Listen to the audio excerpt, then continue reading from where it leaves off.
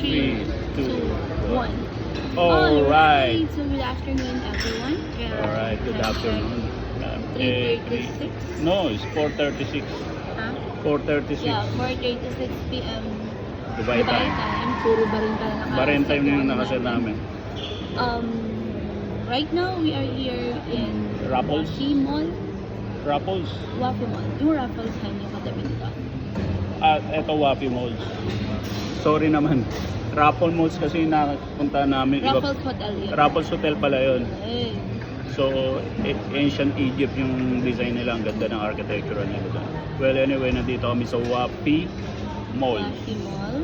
Kasi nandito ang PFS. PFS dahil nag-apply kami for Ascension Visa. visa. Yeah. And yeah, smooth naman. Kompleto naman lahat ng documents. Wala namang nagkaroon lang tayo ng problema doon sa UDI form. Dapat may UDI form. So, Napakahalaga. ang Norway pala, online na binabayaran ang application fee. So, Yes. yun. We'll So, just wait for ngayon, another 15 days. 15 days waiting. Pag na carrier na lang papadala. Na-experience na naman ako sa mukha ko at sa, Ah, sa passport ko. tatlong beses siya tinignan eh. Tinitingnan yung passport eh.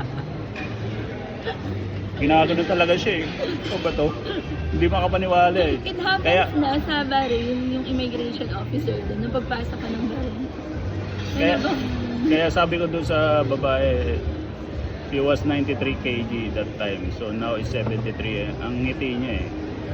Hindi naman nagtanong na how Ikaw you ba do to? that. How you do that? Ayun na, yung sa loob sa biometrics, same din. Yan yung talaga ako, anong ginawa mo? Oh yeah. How you do that? Grabe. Okay, well, yun. Waiting lang kami. Sana tapos update namin kayo. Okay? Ayan. So, i-deliver namin. And dito sa UAE, Pwede. they have the options if So, you're gonna come back to pick it up or Pa-deliver na lang. Pa-deliver na lang. yeah, 126 dirhams yung binayaran natin for courier, Kaya which sukunin is pa. fair enough. Fair enough. Fair At enough. Kasi kung babiyahe ka rin, mahal din. Ganun din nalos eh, ang babayaran mo. So, hindi ka na magsasaya ng oras, hindi ka na magpapagod. Alam mo, shout out dito sa Wafi Mall. Sobrang laki na ng pagbabago nila. Yeah. If hindi ako personally mag-a-apply, hindi ako makakabatik ng Wafi Mall. It is because nung nasa other company ako, abinawen din nandito ako. Pero hindi siya ganito. So Ngayon, malamig na ang kanyang kape, iniwanan niya dito. Nawala kami ng almost 1 hour.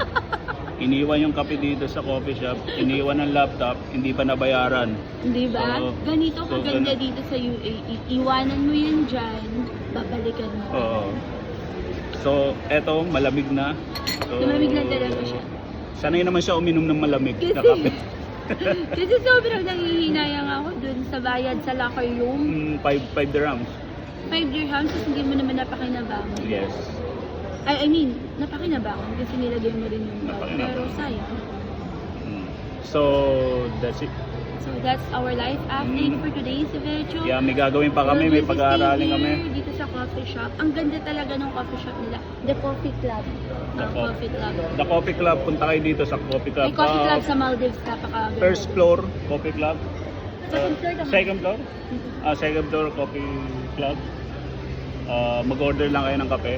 Bibigyan kayo ng password. Tapos, pwede na kayong iwan yung laptop nyo. Bahala kayo kung saan kayo pumunta. Hindi. The perks dito is ang lakas ng internet. Mabilis. So if fast, you need so something na biglang urgent, Urgent. emergency, ganyan. Katulad nung nangyari sa atin kanina. Oo. So at Sisingilin least, kami ng 250 dirhams Grabe! sa Only UD for form. application form po ng UDI. Pang ano mo lang yan, ipaprocess lang. Magta-type lang siya. Tatype lang siya. Magbabayad lang siya online. 200 Pero lahat ng details naman sa'yo pa rin manggagaling. Yes. So, ikaw na lang gumawa. 250 dirhams yung yung sinisingil sa amin. So, do it yourself na lang. So ayun. Ang bilis naman. So, update na lang natin sila. Hindi rin do it yourself as I vouch. As I bought, mas bayad. So, Sa amin kayo ayan. makipagkonsulta kung paano kayo mag-apply ng Schengen visa. Tuturuan namin kayo. Konting-ti lang naman.